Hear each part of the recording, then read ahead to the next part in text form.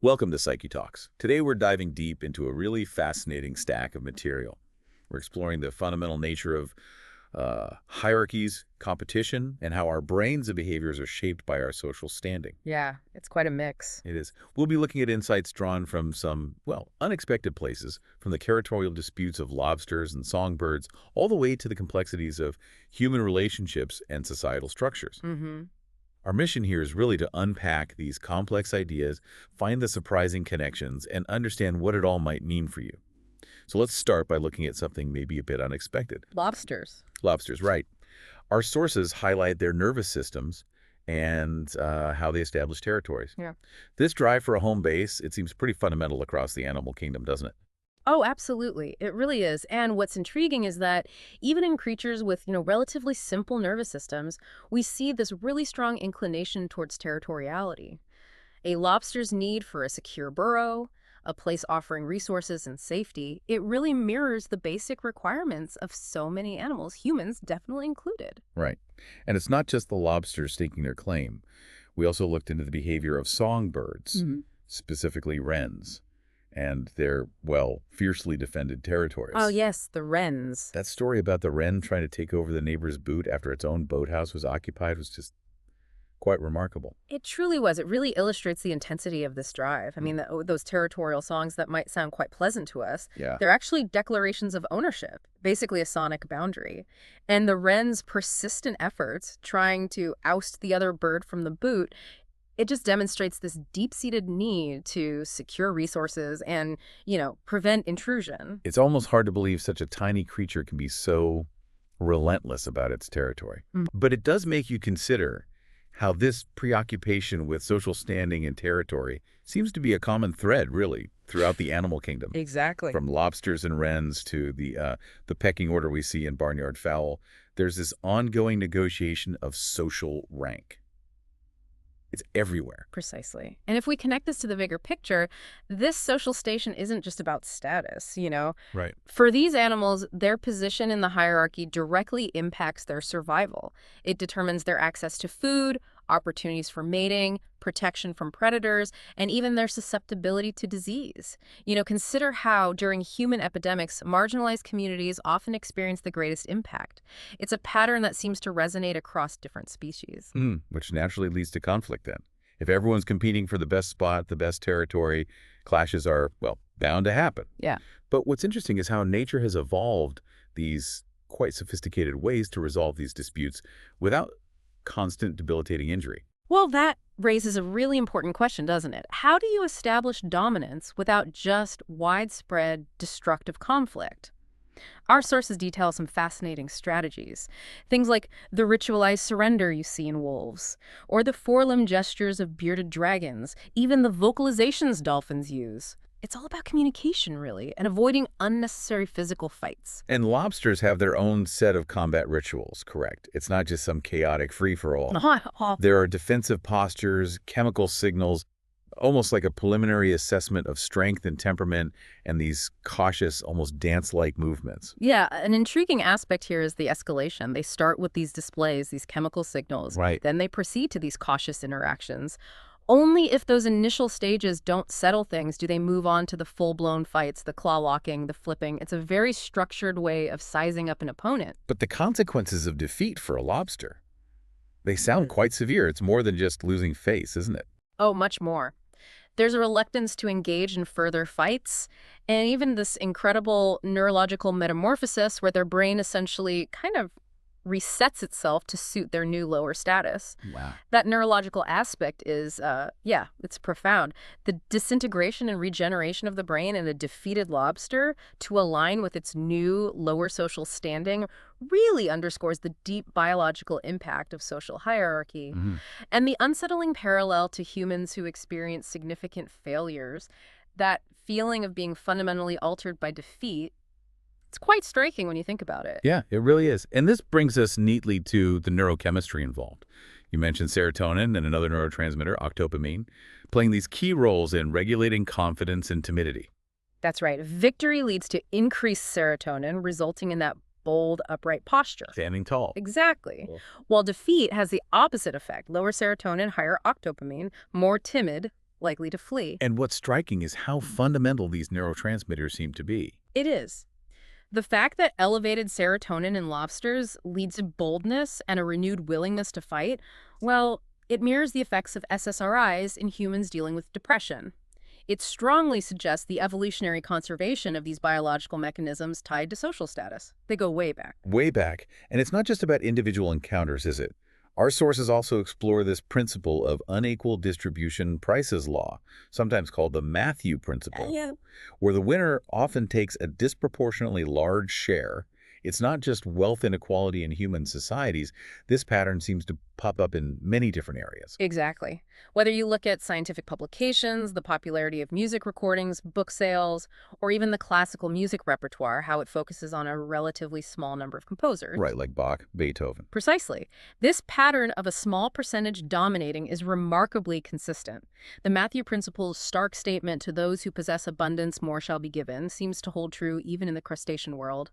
Lobster hierarchies form rapidly and tend to be quite stable. It's a somewhat sobering thought, isn't it? This idea that these winner-take-all dynamics are so prevalent, even in creatures as different from us as lobsters. It is. And it certainly makes you consider how these hierarchies then influence something as crucial as mate selection. Absolutely. And this is where the female lobster's strategy for mate selection shows a certain, well, evolutionary efficiency, you could say. How so? Well, rather than individually assessing every potential mate, they use the established hierarchy as a kind of shortcut.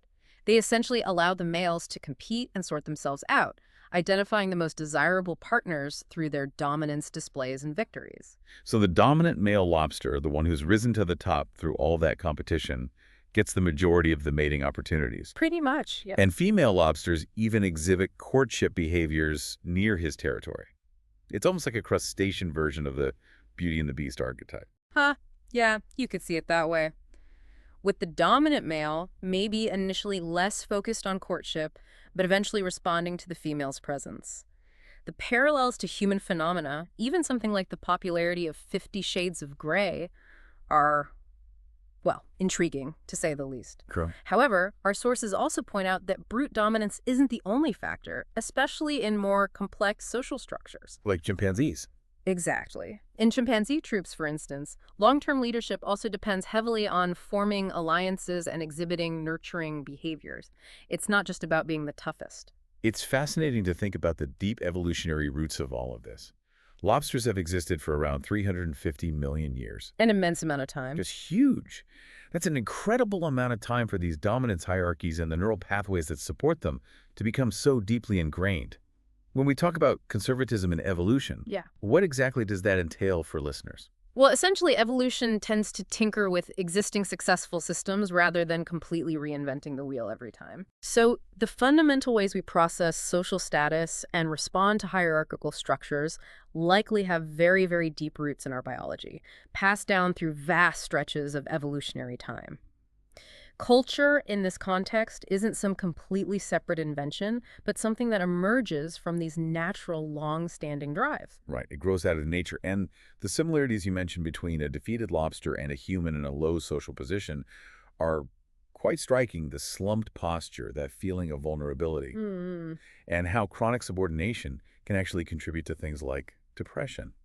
Even the lower levels of serotonin observed in humans at the lower rungs of the social ladder echo what we see in lobsters. Yes, exactly. It's like this primal calculator in our brains constantly assessing our social standing.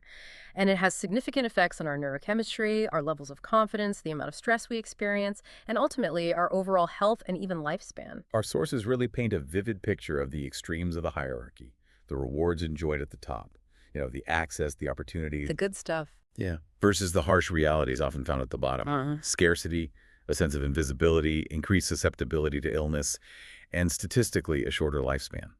And it's sobering to realize that even wealth isn't always a safeguard if it's, say, unfamiliar or misused. That's a key point. And the dangerous feedback loop that can occur at the bottom of the hierarchy is particularly concerning. Low serotonin can lead to increased hyperreactivity, impulsivity, and a tendency to seek immediate relief through things like, say, alcohol. Which can then create even more problems. Exactly, deepening the negative cycle. It bears a resemblance, actually, to how depression and trauma can also establish these downward spirals, making it harder and harder to climb out. Hmm. This brings us to a rather, well, uncomfortable point regarding the potential pitfalls of misguided rescue attempts. Right. The idea that we sometimes create ineffective solutions because we're not using the correct framework or perhaps not truly understanding the underlying reasons for someone's struggles. This raises a crucial question about our motivations when we try to help others, doesn't it? Are we genuinely addressing the fundamental issues, or are we perhaps influenced by our own ego, or maybe a desire for quick fixes that make us feel better? Yeah. The reference our sources make to Dostoevsky's Notes from Underground really highlights the potential for well-intentioned but ultimately misdirected attempts at help to actually cause more harm than good sometimes. And the notion that suffering can sometimes be, well, embraced or even amplified, used as a kind of validation of life's inherent cruelty. That's a difficult concept to confront. It really is. It makes you question when genuine need is being expressed and when other, perhaps less conscious dynamics might be at play. Exactly. Failure, it sometimes seems, requires no explanation, while genuine effort often demands a thorough accounting. The seductive ease of procrastination and shallow pleasures can be a powerful trap. And it's essential to try and understand the underlying reasons why someone is caught in that trap before rushing in with assistance that might not ultimately be beneficial or might even enable the pattern. Okay, shifting gears slightly here. Our sources also discuss the relentless inner critic Yeah. and the seemingly ever-increasing steepness of modern achievement hierarchies, particularly in our globally connected world. It can feel like no matter what you accomplish, there's always someone, somewhere, who has achieved vastly more. That constant comparison can indeed be very challenging for our self-esteem. That inner critic is often amplified by the awareness of just vast global competition. Definitely. However, our sources also emphasize the importance of having standards and acknowledging that inequality in abilities and outcomes is perhaps a fundamental aspect of life. We're not all the same. But the key insight here seems to be that our personal victories should be measured against our own past performance, focusing on our individual progress rather than constantly comparing ourselves to others. That's the crucial bit. The idea of the power of compounding small improvements over time is a really encouraging one.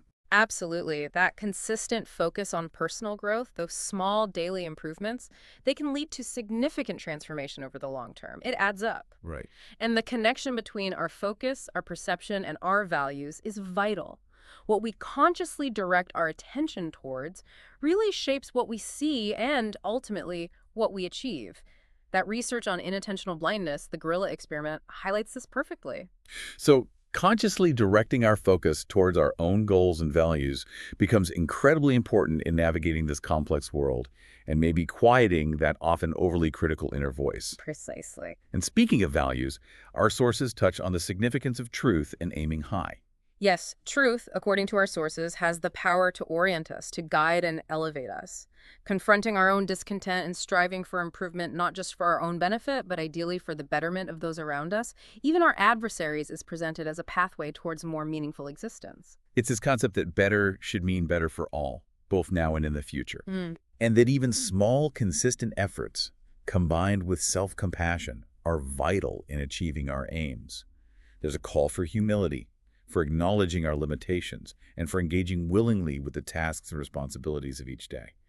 And ultimately, this leads to what our sources describe as the fundamental ethical principle: actively working to create an habitable order, to cultivate beauty, and to overcome malevolence. It's about consciously striving to make the world a better place, which aligns with that affirmative vision of improving our shared existence, moving beyond just "thou shalt not." Our exploration then touches upon the evolutionary basis of mate preferences and the complexities we face in modern relationships. The idea that there might be evolutionary roots for a preference for male offspring is presented, Yeah. although it's acknowledged as potentially unsettling from a strictly modern egalitarian viewpoint. And it's really important to emphasize that exploring these evolutionary perspectives isn't about endorsing them or dismissing the massive influence of cultural factors. Of course. It's about trying to understand potential underlying biological drives that might play a role. And the historical examples of individuals with a huge number of offspring certainly illustrate the biological capacity for this kind of reproductive skew. Right. The increasing trend of young adults, particularly men, delaying or foregoing marriage is a significant point raised in our sources. It is a notable trend. It prompts questions about our collective priorities, the balance between professional ambitions and family life, and maybe the limited impact of increased wealth on overall quality of life beyond a certain basic level of security. And the data regarding mate preferences, particularly the tendency of high-achieving women to seek equally or more accomplished partners. Right, the Pew Research findings. Exactly. And the phenomenon of highly successful female professionals sometimes leaving demanding careers suggests a complex interplay of factors that go way beyond just financial considerations. The shrinking pool of university-educated men in some demographics also presents a tangible challenge in the contemporary dating landscape for women seeking partners with similar educational backgrounds. And the pragmatic and possibly biological reasons for women often prioritizing partners who are employed and have a certain level of social standing. Well, they're certainly thought-provoking, especially when you consider the vulnerabilities associated with pregnancy and raising young children. Sure, the burden of carrying another adult who isn't pulling their weight, so to speak. Exactly. And the documented negative consequences of fatherless households, increased risks of poverty, substance abuse, mental health issues, delinquency, they further underscore the importance of stable family structures. And when we consider the vast scope of culture, it's vital to remember that it represents the collective endeavors of all of humanity, not just one segment. Good point. And when we examine historical suffering, well, both men and women endured immense hardships prior to the modern era: scarcity, disease, famine, brutality, ignorance. Yeah. It was tough for everyone. With women facing additional burdens like menstruation without modern conveniences, pregnancy, childbirth, child rearing. So reinterpreting what is often termed patriarchal oppression as perhaps an imperfect, albeit often unbalanced, collaboration towards overcoming fundamental challenges like deprivation offers a different lens, a more nuanced way to view the past. And the examples given of transformative innovations that significantly benefited women, affordable sanitary products, anesthesia during childbirth, the modern tampon, the birth control pill, Right, often developed by men. and questioning whether the men behind these advancements should simply be viewed as agents of a restrictive patriarchy, it certainly encourages a more complex understanding of history and progress. It really highlights the ongoing need to critically evaluate some of the core assumptions we might hold, especially those prevalent in education and social sciences sometimes. Okay, so this leads us to consider the nature of what might be called masculine and feminine awakening.